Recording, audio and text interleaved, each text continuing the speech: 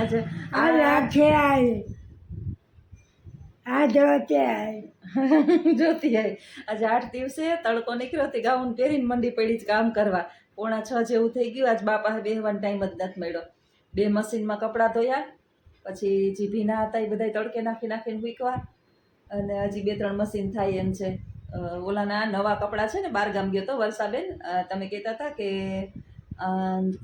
નવા પેન્ટના સ્ટીકર છે. સાચી વાત છે તમારી. બહાર ગામ ગયો તો ને તે 5 કે 7 પેન્ટ બધાય નવા લઈ આવ્યો તો, શર્ટ ને પેન્ટ અમારા રૂમમાં મૂકવા ને શર્ટ એના રૂમમાં મૂકવા હતા નવા ભીના થઈ ગયા હતા. થેલામાં બેગમાં હતા, ભાઈ કોથળી નહીં નાખી હોય, બધાય ભીના દબદા કરીને આવ્યો તો. પછી મશીનમાં નાખીને, મશીનમાં ન નાખ્યા, એમને મૂકવી દીધા. અને આજે સ્ટીકરો કાઢીને મશીનમાં નાખીને મેં કીધું હવે વરસાદવાળા પાણી થયું તો ધોવા જ પડશે. આવું કર્યું. એટલે આજે જરાક તડકો નીકળો બપોર પછી. સીતારામ સીતારામ સીતારામ રાધે શ્યામ રાધે શ્યામ ગોકુળ ગામ ગોકુળ ગામ રામ લક્ષ્મણ જાનકી સદા કરો કલ્યાણ. એક ઘડી આધી ઘડી બોલીએ તુલસી બેઠા કંઠ કરે કોટમ અપરાધ શ્રોતા વર્ષે પ્રમારથને કારણે ત્યારે દરિયાદ જીવન જોબન રાજગણમ અવૈસાળ સૌ બેઠા સત્સંગ જીવન ગાફલવો હોય તુલસી આચા ભાતો ભાત કરેલો સોર જમણ નદીના સંજોગ અડધું ખવાય છે. કોટમ ન કાપા તોય ના કા હરિ ભજન કા સત્સંગ વાજા જાઓ આજે પર દ્વાર સંભોગ્યા કૈલાસ વિજય જયરાજ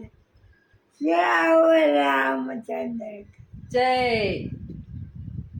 બોલ યો કા હે પડી ગઈ કા પડી ગયા જો છે ને કેવા રમતું કરે. પડી ગઈ હુઈ જાવું તો ટેકે બેઠવા ગયા. ઉધાર લેવું ઠીક, ઓધાર લેવા ગયા. હા તો હુંય ઓધારે આવતી રહે. હુંય ડોહું થઈ ગઈ હવે. થાયકી હુંય. ઉધાર આ તો મેં લઈ લીધો ઓધાર. હુંય થાયકી હવે. આખો દિવસ છે ને બાયુના આરા જ ન આવે. એક પછી એક કામ. કઈ કામ ખૂટે જ નહીં.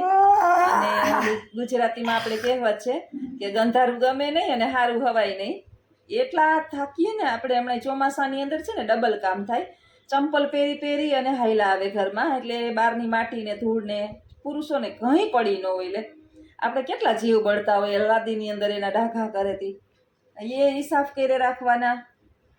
પછી બધું ભેજવાળું લાગે. આજે વરસાદ ના આવ્યો. આજે હારું વરસાદ ન આવ્યો. હા આજે હારું વરસાદ ન આવ્યો તી. કામ વરસાદ હા આજ ન આવ્યો. ના સારું કર્યું.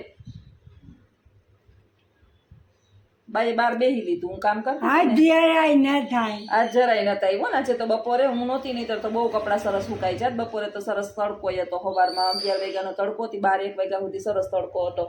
ત્યાં તો હું સ્કૂલે હોય ત્યારે.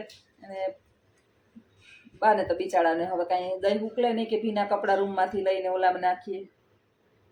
ગંધાઈ ગયું બધુંય. આ ચાદરું ને ગંધાઈ ગયું. હવે ત્યાં ધોવ્યું, હા મશીનમાં નાખવ્યું. કાલ ચાદરું, આ ઓસાડું હા કાલ ધોવા. વરસાદ ન આવે તો હાલ અઠવાડિયું થઈ ગયું આખેરે. હા તો 4 દીએ બા તો બા છીપી કરતા હોય એટલે મારે ધોવા જ પડે. તો અઠવાડિયામાં 2 વખત 3 વખત ધોઈ નાખવું એટલે જવાય ના દેખાય. અઠવાડિયું થઈ ગયું આખેરે.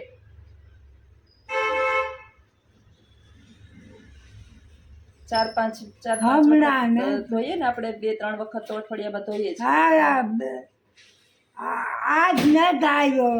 હા આજ નત આવ્યો. અમારે પેન્ટ છે, કેનું પેન્ટ છે. તારું ને ઓલું છે, કોણ? રાખડી હા નવા સુરત તું શીખ જા. ઠીક છે. ધ્યાન રાખજે. કોણ? ચાપુ છે. હા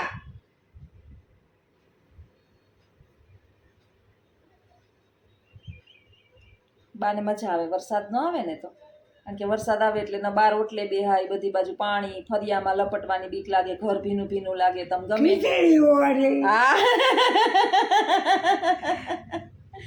અમાર ખીચડી બેન તો ખીચડી બોલાવે ખાઈ આવો.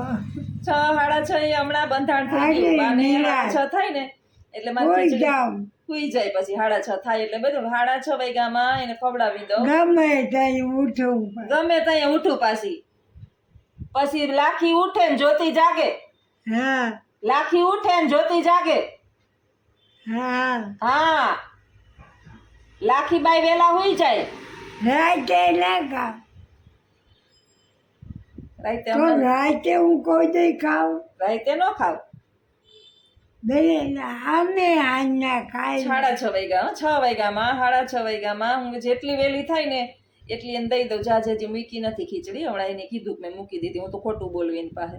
હજી હું આવેલી જાઉં ઉપરથી કપડાં નાન તેન કરીને, એટલે મૂકી નથી ખીચડી. હવે મૂકીશ ખીચડી. સીતારામ બધાઈને. વહેલી સવારના વાગ્યા છે 7:15. પહોંચી ગઈ છું સ્કૂલ. વિદ્યાર્થીઓને રજા છે ને વરસાદ બખડાટી બોલાવે છે. હજી બંધ નથી. ચારે તરફ પાણી પાણી. હજી જો ધરેડા પડે જ છે પાણીના. વૃક્ષો છે સરસ મજાના, નાહી લીધું જ. પ્રકૃતિ ખીલી ઉઠી અને અમારું પોરબંદર જે છે એ જળબંબાકાર થઈ ગયું. એક જગ્યા એવી નથી કે ત્યાં પાણી નથી ભરાણા. સ્કૂલની અંદર એ ચારે તરફ પાણી પાણી ભરાઈ ગયા છે. અત્યારે આવા ધરેડા પડે છે ચારેય બાજુ. સ્ટાફની અંદર હજી અમારી એક જ બેન મારી જેમ વહેલા છે ત્યાં આવી ગયા છે. લોબીની અંદર એટલા પાણી ભર્યા છે કે વિદ્યાર્થીઓને રજા પરાણે રાખવી જ પડે. આમાં લપટીને પડે. બાળકો નાના નાના હોય, સમજે નહીં.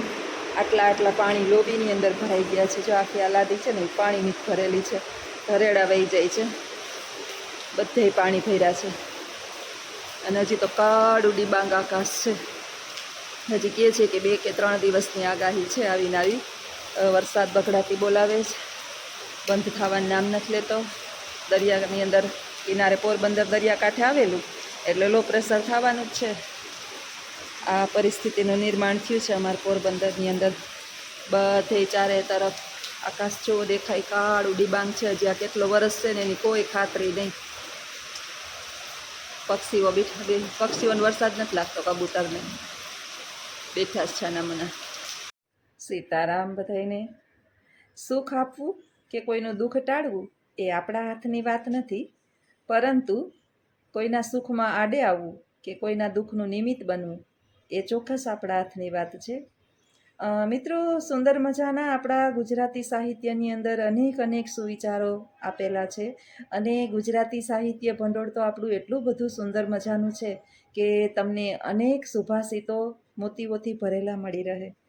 હવે અહીંયા જે પંક્તિ આપેલી છે એમાં સુંદર મજાના આપણા જીવનની વ્યાખ્યા કરેલી છે, આપણા સ્વભાવની વ્યાખ્યા કરેલી છે અને આપણા વર્તનની વ્યાખ્યા કરેલી છે કે જીવનની અંદર કોઈ માણસને આપણે ઈચ્છા કરીએ કે આ માણસ સુખી થાય તો આપણે એને સુખી ના કરી શકીએ, અથવા તો એનું દુઃખ ટળી જાય તો એ આપણાથી ટળવાનું નથી. પરંતુ આપણે એટલું તો ચોક્કસ કરી શકીએ કે આપણા કારણે કોઈ પણ માણસના સુખમાં આપણે એને આડા ન આવીએ. એ સુખી થતું હોય, એને કોઈ સહાય કરતું હોય, એને કોઈ મદદ કરતું હોય, અથવા તો એને રસ્તો ક્યાંયથી મળતો હોય તો આપણે એના વિઘ્નરૂપ ના બનીએ અને એના દુઃખનું કારણ આપણે ના બનીએ. આ કરી લ્યો ને એટલે આ એક પરમ અને પવિત્ર ધર્મ છે. સારા કર્મ કરો, ધર્મ આપોઆપ એની સાથે જોડાઈ જશે. નવરા બેઠા હોય આપણે અને મનથી આપણે વિચાર કરતા હોય કે આ આવું છે, ઓલું તેવું છે, ફલાણું આવું છે, ઢીકડું તેવું છે, ત્યારે એક વખત ચોક્કસ આપણે આપણા ગિરેબાનની અંદર જોઈ લેવું કે આપણે કેવા છીએ. સવારથી ઉઠી અને આપણે શું કરીએ છીએ. 5 વાગ્યાની ઓટલા પરિષદની અંદર જ્યારે સંસદ સભાની અંદર આપણે બેઠા હોય ત્યારે આપણે કોની કોની ઉખેરીને બેઠા હોઈએ છીએ. જાણતા અજાણતા અને કાંઈ પણ રીતે આપણે ક્યાંક ને ક્યાંક કોકના દુઃખના ભાગીદાર બનતા હોઈએ છીએ. એટલે મારું કહેવું તો એવું છે કે બને ને ત્યાં સુધી પરિષદો ઓટલા પરિષદોની અંદર સામેલ ઓછું થવું. જ્યારે પણ સમય મળે ત્યારે ભગવદ્ ગીતાના પાઠ વાંચવા ખાતર વાંચવા એનો કોઈ અર્થ નથી. આપણે ઘણી જગ્યાએ જોયું છે કે ઘણી માજીયું છે, ડોસિયું છે, વૃદ્ધો છે, મારા જેવડા છે અથવા તો નાના છે, ભગવદ્ ગીતા આખી કળોકળ હોય. વાંચવાથી જ જો ભગવદ્ ગીતાનો સાર પ્રાપ્ત થઈ જતો હોય અને જીવન ધન્ય થઈ જતું હોય તો લગભગ અત્યારે બધા જ જે છે એ ભગવદ્ ગીતાના, મેં ઘણાયની મોટે સાંભળ્યું છે કે ગીતાના 2 પાઠ કર્યા, મેં આ કર્યું અને ઘરની અંદર બઘડાટી બોલતી હોય. સાસુ વહુને દેતી હોય, વહુ સાસુને દેતી હોય, દેરાણી જેઠાણી મંડ્યું હોય. એક માણસ જે છે એને આપણા તરફ નફરત છે, અથવા તો તમે તમારું મસ્તક કાપી અને એને આપી દો છતાં પણ તમે એના માટે સારા નથી, તો એનો અર્થ એવો નથી કે તમે આ વ્યક્તિને ચારે તરફ વગોવો કે આ વ્યક્તિ ખરાબ છે, આ વ્યક્તિ આવું છે. એ વ્યક્તિ સારું જ છે. સામેવાળા તમને નફરત કરે છે તો એનો અર્થ એવો નથી કે એ ખરાબ છે. એ વ્યક્તિ સારું જ છે, તમારે એની સાથે લેણા દેણી નથી. એ વ્યક્તિ સારું જ છે એટલે જ એને પરિવારને એ સાચવીને બેઠું છે, બધાય સાથે હળીમળીને રહે છે, એની નામના છે, એની વાવા થાય છે. તમારે એની સાથે લેણા દેણી નથી, તમારી લેણા દેણી એની સાથે સારી નથી એટલે એ વ્યક્તિ ખરાબ થઈ જવાનું નથી. ને આપણે કોઈ પણ એવો રાઈટ નથી કે આપણે એ વ્યક્તિને ખરાબ ચિતરી શકીએ. કારણ કે હું મારું ઉદાહરણ આપું તો દુનિયાના બધાય માણસો સાથે મારે સારા જ સંબંધ હોય એવું જરૂરી નથી. દુનિયાના ઘણા બધા, આપણું મગજ એની સાથે સેટ નથી થતો, આપણો વાંક છે. હંમેશાને માટે તમે તમારા અવગુણોને શોધો ને તો તમને તમારી અંદર ઢગલાબંધ અવગુણો મળે. એટલે એક વખત આપણે જે છે એ બીજાની વ્યાખ્યા બાંધતા પહેલાં આપણે આપણા અવગુણોનું નિરીક્ષણ કરીએ તો ચોક્કસ આપણે ક્યાંક ને ક્યાંક આપણી અંદર રહેલા અવગુણો મળી જઈએ. નક્કી કરી લેવાનું કે ભૂલથી પણ મારા મુખમાંથી કોઈની ખરાબ વાત ના નીકળે. નવરા હોય તો બસ હરિભજન થાય, કામ કરતા હોય તો હરિભજન થાય. 2 શબ્દ સારા નીકળે તો શું કામે કોઈ માટે ખરાબ શબ્દ બોલવા જોઈએ. કોઈનું સારું થયું હોય અને કોઈને ઈશ્વરે એના ઉપર મહેરબાન થયો હોય તો આપણી આંખોને ઠારવાની કે આપણા કિસ્મતની અંદર તો ઐશ્વર્ય, ધન, દોલત નથી. ઈશ્વરે સારું એને આપ્યું છે, ભલે ભગવાન એને માણવા દે. મારા અને તમારા કહેવાથી કોઈ પણ માણસ અમીર બનવાનું નથી કે ગરીબ બનવાનું નથી. કમસે કમ આપણા મનના વિચારોનું તો શુદ્ધિકરણ થાય. એટલા માટે થઈ અને આપણે આપણી વાણી દ્વારા, આપણા વર્તન દ્વારા અથવા તો આપણા જે વ્યવહાર છે એના દ્વારા મનથી પણ કોઈને તકલીફ ના પહોંચાડીએ તો એ પણ એક ઉત્તમમાં ઉત્તમ પ્રકારનો ધર્મ જ ગણાય. અને સારું કર્મ હશે ને તો ધર્મ એની સાથે આપોઆપ જોડાઈ જશે. મિત્રો, એવું નથી કે દુનિયાનું સૌથી સારું માણસ હું છું અને મને બધી ખબર પડે છે. મારા કોઈ વિરોધીઓ નથી અથવા તો મારા બધા જ સાથે મારે સારા સંબંધ જ છે. જગતની અંદર કોઈ પણ માણસ આવું હોતું જ નથી. ક્યાંક ને ક્યાંક સજ્જનમાં સજ્જન માણસ હોય ને એની વિરોધીઓ હોય, પરંતુ આપણા વિરોધીઓ ખરાબ છે એવી ચિતરવાની ક્યાંય જરૂર રહેતી નથી. આપણી અને એની વિચારસરણી સરખી નથી એટલે આપણે એના સાથે મેળ આવતો નથી. બાકી કાંઈ જ છે નહીં, એ પણ માણસ છે, એ પણ સારો જ માણસ છે. દાખલા તરીકે સાસુ અને વહુના કજિયા કંકાસની અંદર એ બંનેની વિચારસરણી સરખી નથી થતી અને વિચારસરણી સરખી નથી થતી એટલે એ બેને મનમટાવ થાય છે, ઝઘડા થાય છે. બાકી બે એકબીજાને સમજી જાય અને એકબીજાના સ્વભાવને ઓળખી લે તો વાંધો આવે જ નહીં. પરંતુ એનો અર્થ એવો નથી કે વહુ ખરાબ છે કે સાસુ ખરાબ છે. વહુ જે છે એને એની મા વાલી હોય જ, કારણ કે એને જન્મ આપ્યો છે. આપણે એવા કોઈ એના ઉપર આક્ષેપ કરી જ ના શકીએ કે એ મા વળી છે. 20 વર્ષને કે 25 વર્ષની કે જેટલા વર્ષની થઈને આવી હોય એને માની ઘરે થઈને આવી હોય એટલે સાસુ આવું મેણું ન મારે. અને વહુ જે છે એ એની સાસુને સમજે તો કંઈ વાંધો આવતો નથી. પરંતુ આવું જે છે એ આપણે વિચારતા નથી અને કજિયાનું મૂળ જે છે એ રોપીએ છીએ. એટલે બીજાને બદલવા કરતાં આપણે આપણી જાતને થોડી ઘણી બદલવાનો પ્રયત્ન કરીએ કે દુનિયામાં બધાય સારા જ છે. મારી અને એની વિચારસરણી સરખી નથી એટલે મારાને એના મન મળતા નથી. બાકી બીજું કાંઈ છે નહીં, દુનિયાના બધા જ માણસ સારા જ છે. જો તમને પણ મારો આ વિચાર ગમ્યો હોય તો કમેન્ટ બોક્સની અંદર ચોક્કસ જણાવજો અને કમેન્ટ